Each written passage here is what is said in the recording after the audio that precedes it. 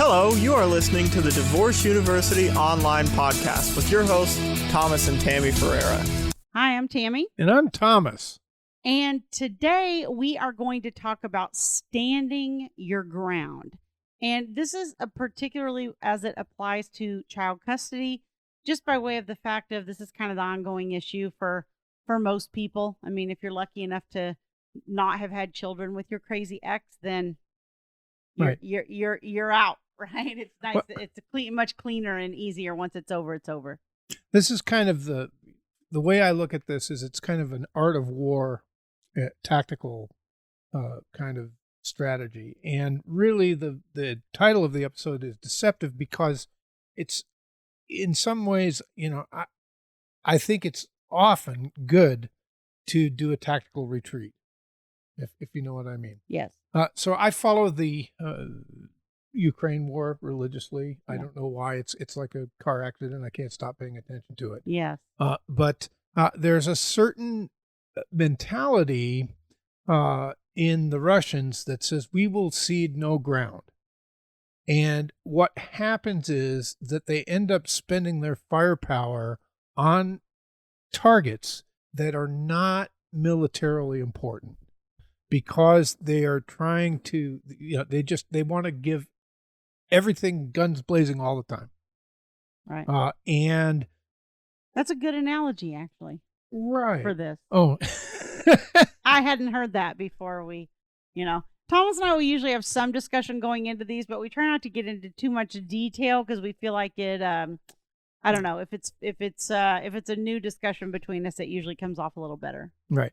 And I want to kind of divide this into two segments. And the first one will be communication, because that's where we see this a lot. And the right. second will be your court strategy. Right. So in communication, Tammy, I wonder what? I'm sorry, because they're different. Right. Yeah. Those tactical strategies are different. They're different. They're slightly different for court than they right. are for the communication. And the court is the part that your attorney is handling, right? Or that you're handling if you're representing yourself. And the communication is a lot of what I, as the coach, handle. And so we want both of these things working together. Right. In concert with each other to create the best outcome possible and not just have one or the other. Because in a lot of cases, we see the court strategy gets thought about a lot by the attorney, and there's a lot of discussion about that. But a lot of attorneys kind of don't really think about the day-to-day communication. Clients don't always think to ask about it. So let me pin it down. And then you show up in court and there's Exhibit A, right? Right. So the objective in communication, from my standpoint as an attorney, is to create a record that looks good to the judge. Right. That's the only thing I care about. Right. But our clients care about something else. Our clients think, and attorneys fall into this trap too. Right. Is, oh my gosh, they said something about you on Talking Parents that's not true. Right. And oh my gosh, I got to rebut it. And I got to come back with something. And oftentimes you don't. Right. Right. And oftentimes by trying to come back with something, you cause two problems. Mm-hmm. One is your communication starts to look like you're trying to document your legal case through your communication, which when those are, the thing is that if exhibits are submitted to the court, if you choose them, you know which ones they are. If the other side's choosing them, you don't know which of your emails could end up as an exhibit, or your Talking Parents messages, right. or Our Family Wizard, or texts, or whatever your method of communication is. And so you don't know which ones of those could show up in your opposing party's exhibits. And so when you start looking like you're trying to intentionally document your case, right. then one, I think that really hurts your credibility with the court. Yes, and I agree. Credibility is everything. Right. So it's almost like you're trying too hard. Because they want to see you cooperating, and it looks like you're not cooperating. Right, because they see the communication component as, Thomas worded it perfectly this morning. He said to me, the communication component is not, like legal type evidence in and of itself. And I'm probably butchering the way he said it, but this is just my recollection. It's not like legal evidence in and of itself. It's Right. more evidence of the way the parties behave towards each other. Right. It's something that the attorney is going to put in your declaration. Right. So you don't need to say it in Talking Parents. So here's an example. For example, you get a message on Talking Parents or a text message or however you communicate, email, whatever. And the message says, let's say it's from mom and you represent dad. And the message says, every time Junior comes back from a visit, he's got a dirty diaper. And I've noticed this rash on him. And you always send him back in the worst clothes and blah, blah, blah, like that. Okay. So the temptation there, isn't it, is for the other person to defend themselves. Yeah, because you feel like, oh my gosh, if the court thinks that I sent Junior with a dirty diaper and dirty clothes, then I'm sorry, did I mix the parents up? I don't know which one you're. You might, yeah. We're representing dad, so dad's on the receiving end of this from mom. Okay, Yeah. so dad starts to think, well, if I'm sending Junior back in dirty clothes and a dirty diaper, I'm going to be in trouble for that. And so I've got to rebut all those things and say, I changed him right before we left for the exchange. And, I washed all of his clothes during the visit, but he, spilled, juice on himself on his way to the exchange, and all these different details that we could feel compelled. And you need to stop. It. And you need to stop attacking me because I'm doing everything I can, and it's you that has the filthy house and right, right. So so that what happens is you get drawn into this bickering, right? And a better answer might be, okay, I'll check his diaper next time. Right. Might be a better, and that seems to give ground, doesn't it? Yes. And nobody wants to give any ground. Seems like you're giving in, is what you mean by that. Yeah. Or you're somehow acknowledging that it was true. Yeah, but you're not really. Right. I mean, you're just saying, look, I'll check his diaper the next time right before the transition. Right. And Right. the weird thing about this is that this is what the courts want to see, and it's Mm-hmm. Thomas and I talk about this a lot, how it's counterintuitive, because what the court really wants to see is cooperation. Because in the court's mind, here's how this goes. Okay, you think he has a dirty diaper and dirty clothes, or mom thinks he has a dirty diaper and dirty clothes. Well, one, that's subjective. Is it? In a certain way. Well, the dirty clothes, I think, in particular. Right. There's different levels of tolerance around that. Right. Some people, the child has to be pristine 24/7. I was guilty of that with my oldest. Like he never had a spot on him ever. Of course, he was the first child, right? Yeah. Child number 2, not so much. Not as much. And it's weird because later in life, their level of neatness kind of reflects that. I don't know if that's coincidental or not, but so that type of thing is a little bit subjective. Also, what is meant by a dirty diaper? Do you mean they urinated one time? They urinated one time and it's kind of damp, or do you mean you got them back with an exploded poopy diaper? There's two different things. And so that's somewhat vague.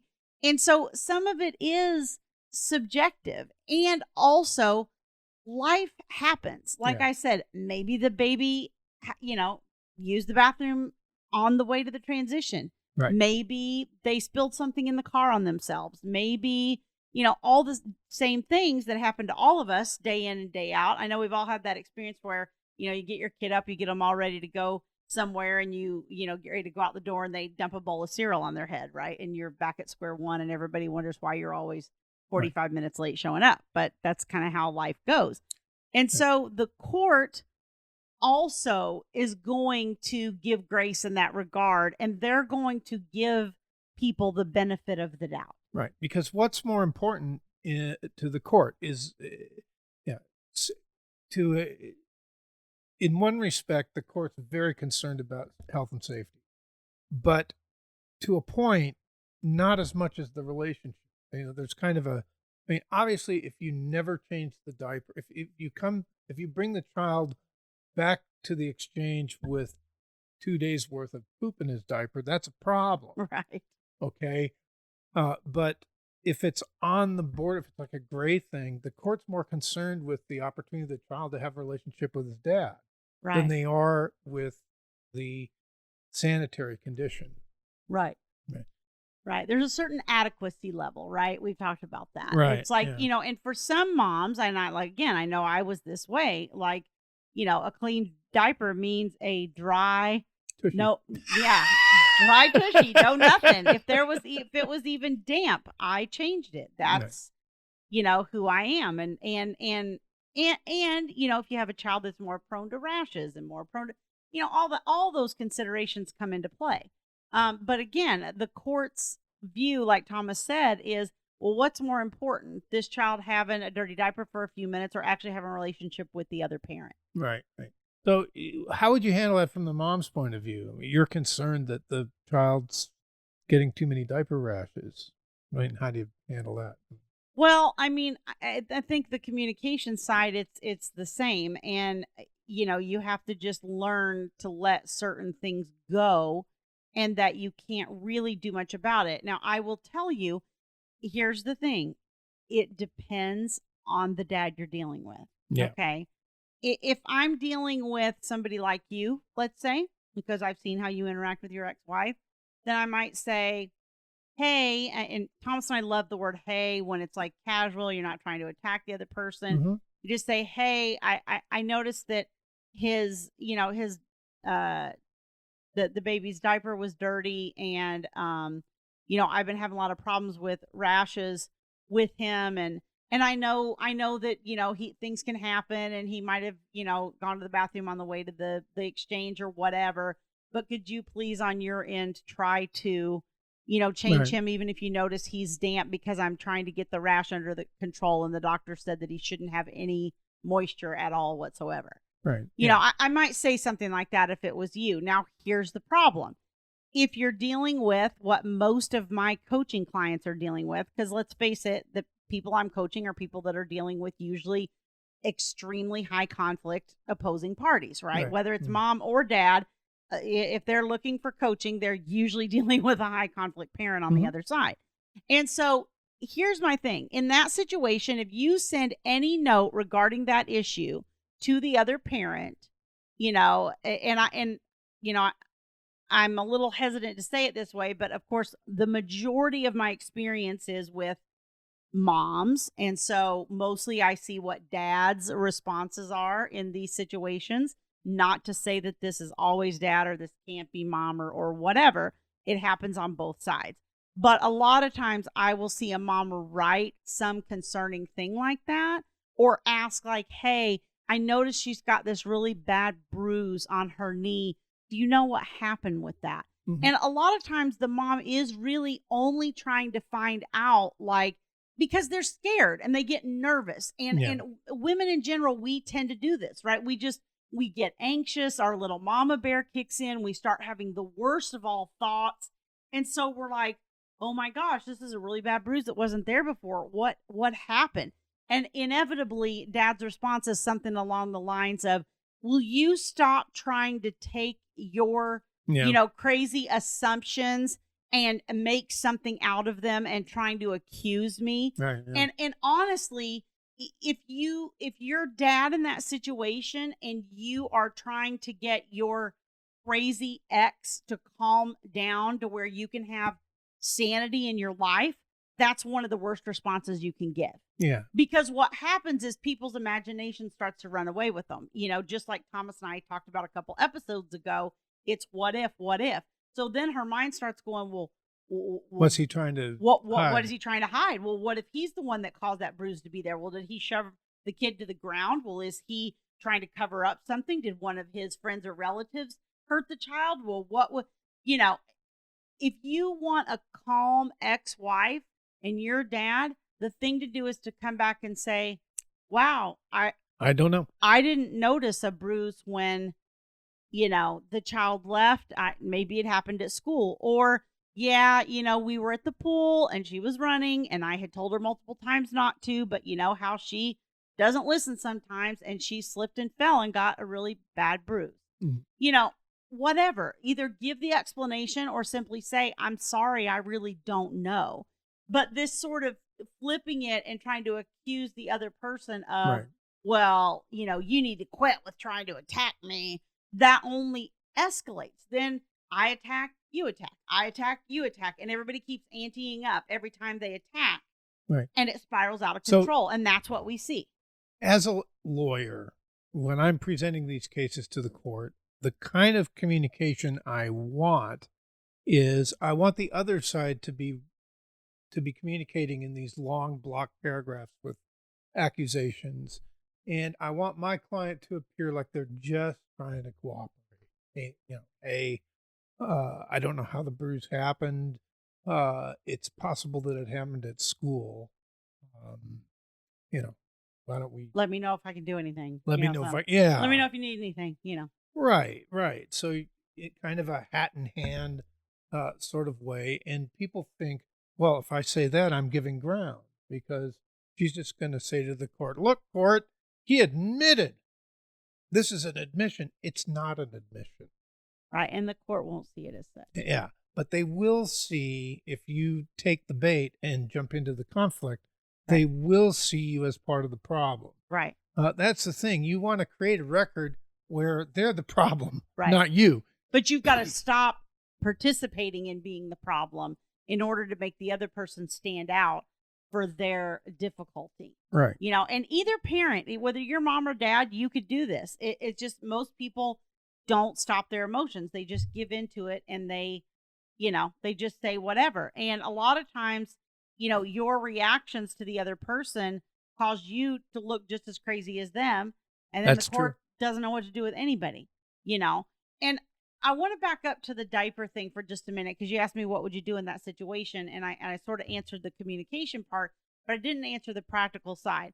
If I'm really truly worried about it, and I really think the diaper rash is out of control, and I've been to the doctor and there's been all these problems and whatever, I take the kid to the pediatrician. That's Yeah. what I would do.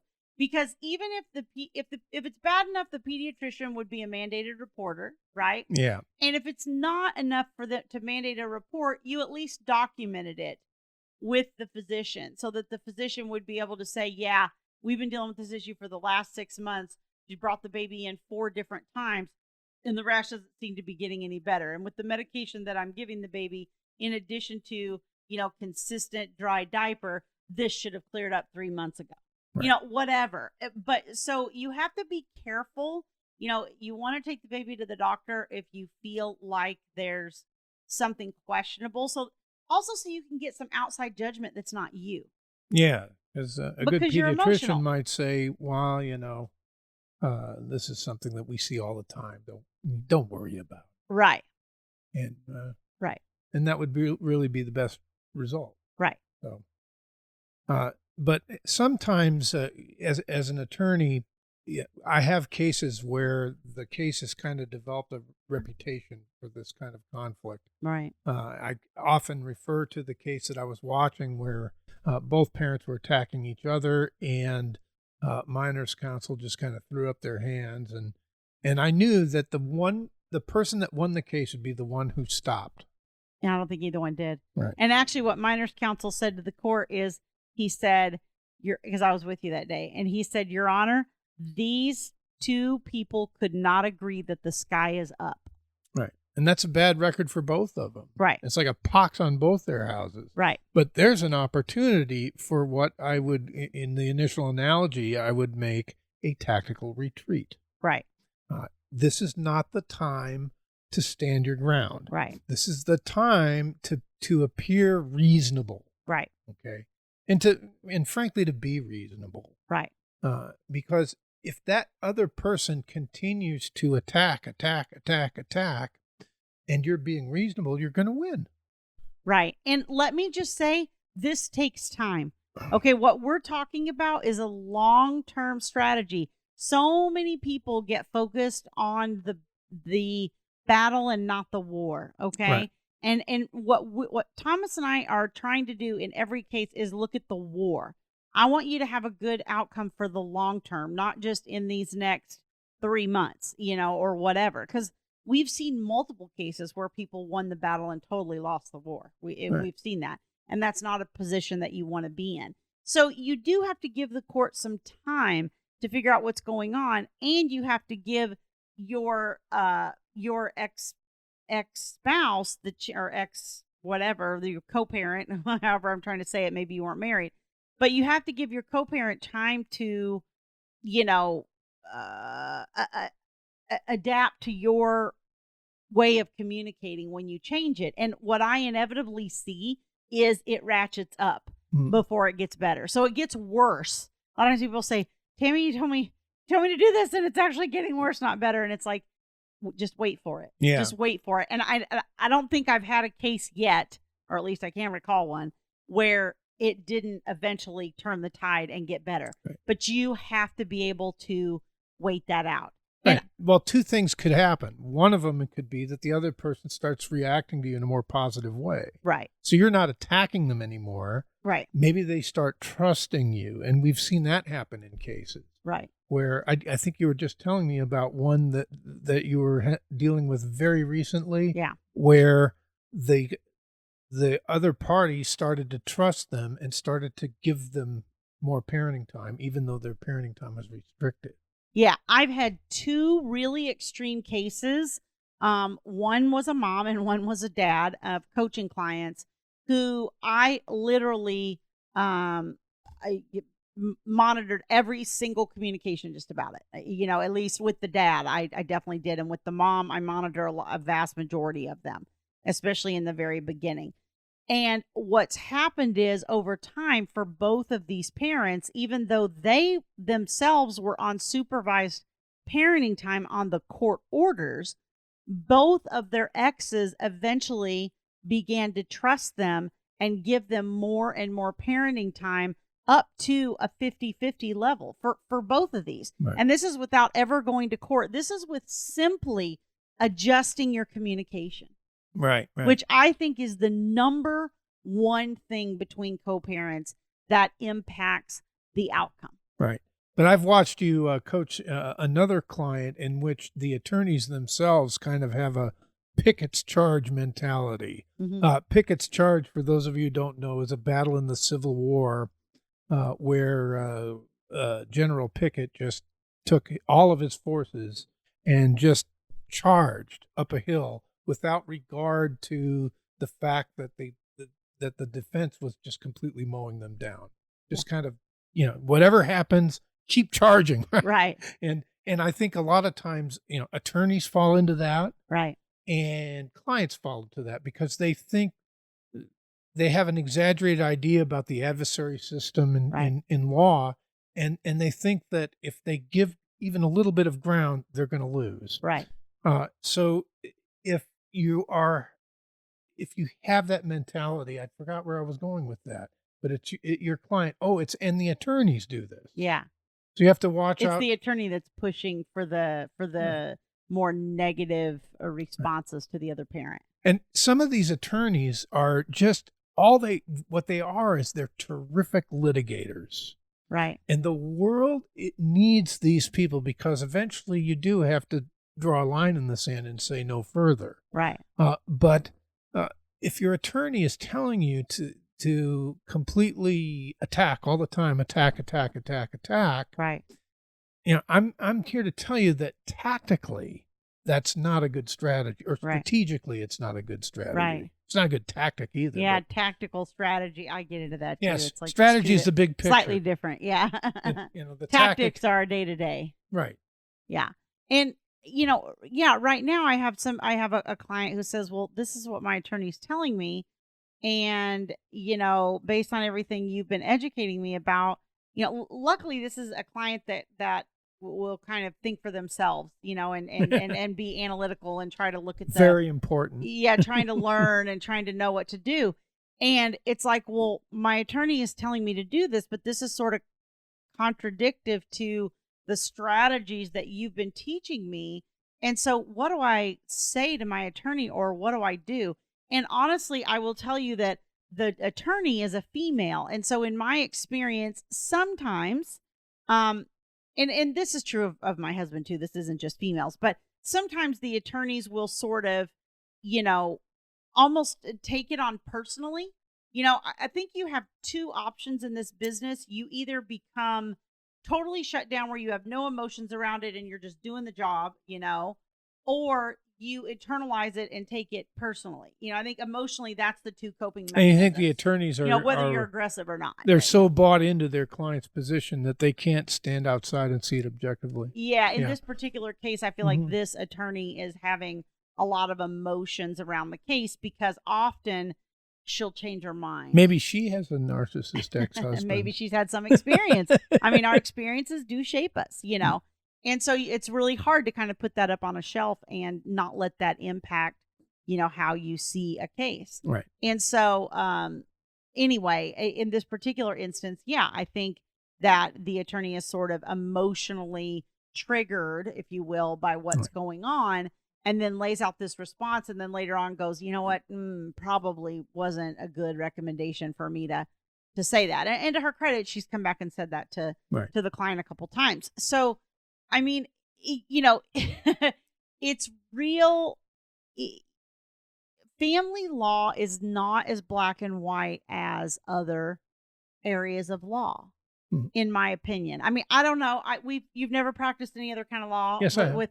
You have, but not with me. Not with you. Okay. So all I know is the family law is one thing I have drawn. And the problem is that we're all human beings. We all have emotions around this. This is family. These are families. These are children.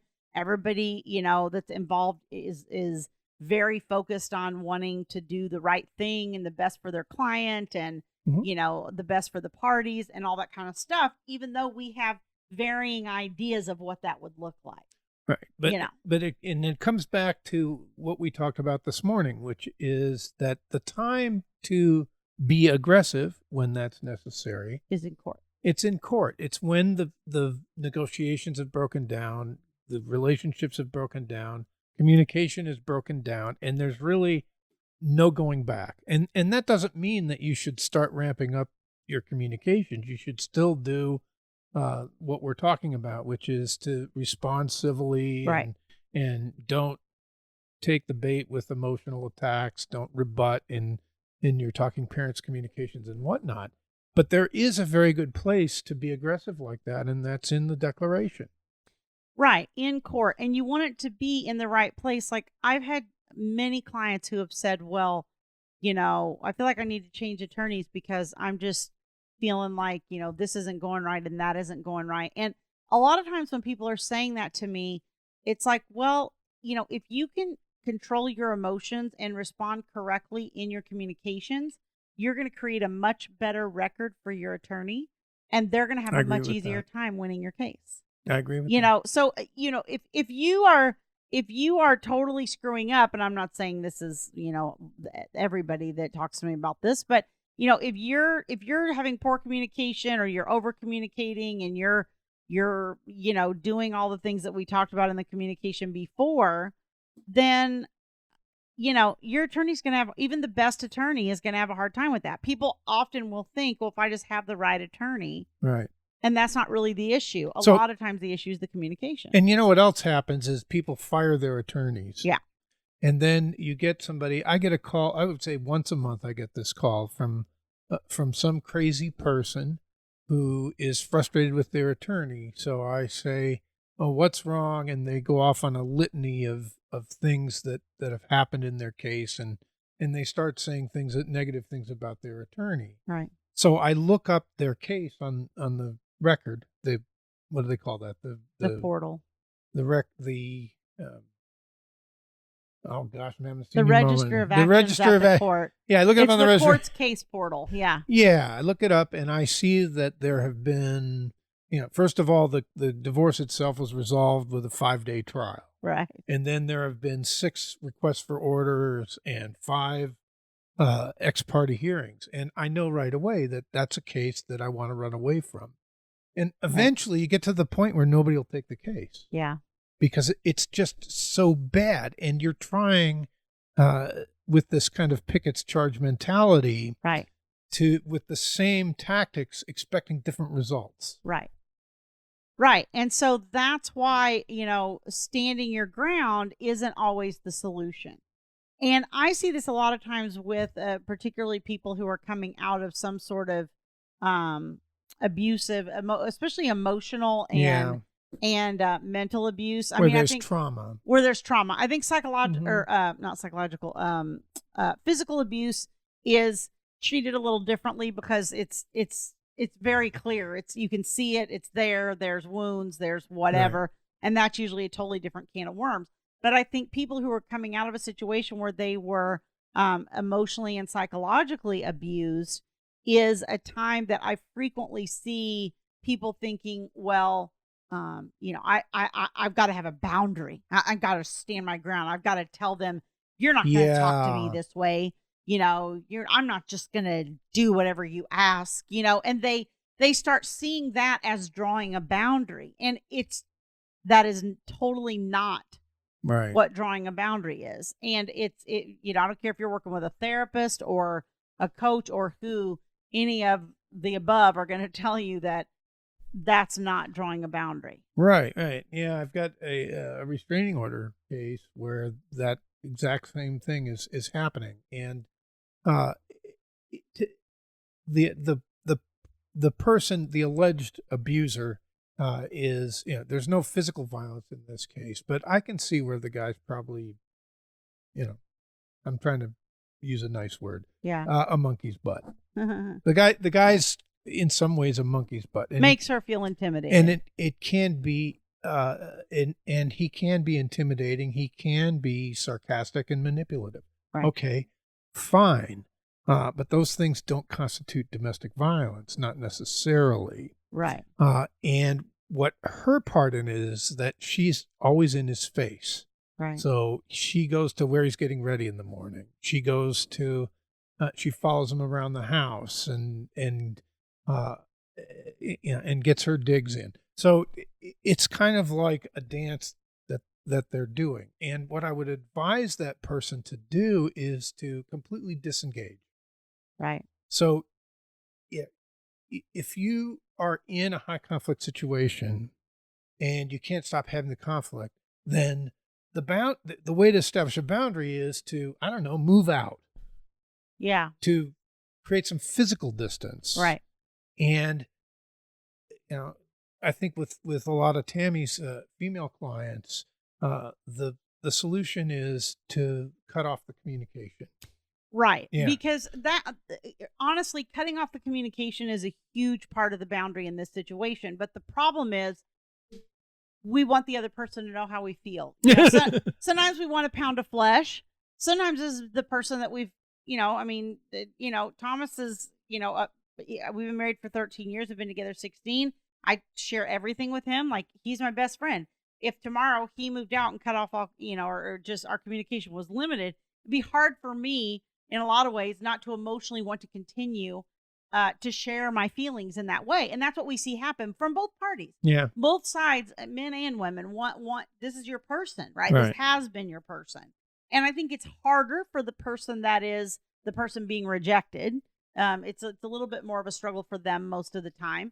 But, as women also, we are very emotional and most of us want to share naturally. That's just sort of sort of a natural inclination that we have. And so what happens is you think, you say things like, you can't talk to me that way. Well, I don't have to listen to you. Right. Well, I'm not going to tolerate the way you're treating me anymore, and things like that. And that all that really does is inflame it and Right. cause him to come at you more. And so you're Right. not really standing your boundary. You're not really drawing a boundary. You're actually causing his behavior or hers, whichever, to escalate. Correct. And then even more is coming at you, and you're even more traumatized and even more, emotionally and psychologically traumatized from the whole experience. And so it's just like we are taught with our 3-year-olds in particular, right? Somehow 3 is the magic number for this, where they have tantrums, and your best way of dealing with that with a child is by ignoring it first. Sometimes you have to implement consequences. Yes, sometimes that does happen. Sometimes somebody needs a restraining order. Sometimes those things happen, but the vast majority of it can be handled mainly through extinguishment. And that means minimizing your conversations, minimize no face-to-face interaction, no telephone. I don't even like texting, and then you want to do your communication and let it sit for a little bit before you send it. You don't want to get something, be ticked off, type another thing out and click send and let it go. Yeah. And you want to try to not be reactive to those things, because the extinguishment will do two things. It will stop the behavior faster. Usually there's an uptick, but it will stop, just like the kid, you're ignoring them and their temper tantrum escalates for a little bit, right? And then they'll stop and they'll get up and go on with their life. And so that will decrease that behavior, and it also creates peace for you. Right. Because now you're not ramping yourself up by thinking of all the things you want to say and how you're going to tell them not to do this to you, and how that all keeps you emotionally hooked in. Right. Yeah. And then what happens is then they get your email, and then they go, well, and then they come back with another round of attack. And we're just in this cycle. Right. And then it gives them something to hook into, and we're all in this vicious cycle. Right. So sometimes the best strategy in your divorce case, your custody case, your domestic violence case, whatever, is a strategic retreat, or a tactical retreat, or one that you're not giving away everything. You're not giving away your position. You're still going to ask for what you want, but you're going to stop the battles that aren't going anywhere. You're not going to fight them anymore. Right. And this is actually a way of taking your power back, because now this person is taking your power away by controlling your reactions to them, and you have to take away their ability to do that. Right. And then save your powder, your gunpowder, for the militarily meaningful targets. And that means that you've set a good record for your communication. Then you write a good declaration, and you litigate in court, not in your communication. Right. Very good summary. Okay. If you are listening to the podcast, don't forget to rate and review us, and also hit subscribe so you get notified as new episodes come out each week. If you are watching us on YouTube, please hit like below this video, and also subscribe to our channel so that you get notified as new videos come out each week. And thanks for joining us. Thank you so much. Thank you for listening to the Divorce University online podcast with your hosts, Thomas and Tammy Ferreira. For more information, visit www.divorceuniversityonline.com.